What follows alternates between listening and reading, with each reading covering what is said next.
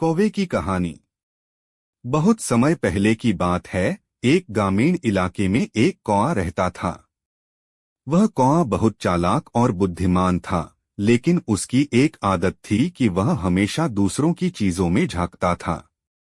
एक दिन कौवा एक तालाब के पास उड़ रहा था।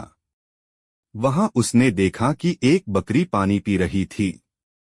कौवे ने सोचा, अगर मैं इस बकरी का ध्यान भटका दूं तो शायद मैं उसकी घास चुरा सकता हूं। कौवे ने बकरी से कहा, बकरी दीदी, तुम यहाँ क्या कर रही हो? तुम्हें पता है, तालाब के दूसरी तरफ एक बहुत सुंदर घास का मैदान है। बकरी ने कौवे की बात सुनकर कहा, सच में? मैं तो यहाँ बस पानी पी रही थी। कौवे ने उसे और उकसाया, हाँ, जल्दी जाओ, वहाँ का घास बहुत मीठा है। बकरी ने कौवे की बातों में आकर तालाब छोड़ दिया और दूसरी ओर दौड़ने लगी। जैसे ही वह वहां पहुंची, कौवे ने खुशी खुशी उस बकरी की छोड़ी हुई घास खा ली। कुछ दिनों बाद कौवा एक और योजना बनाने लगा। उसने सोचा, मैं और भी जानवरों को इसी तरह मूर्ख बना सकता हूं, लेकिन उसके मन में यह नहीं आया कि उसके किए का परिणाम क्या होगा।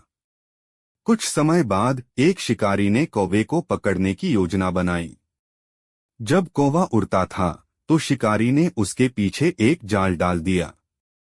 कौवे को पता नहीं था कि वह खतरे में है।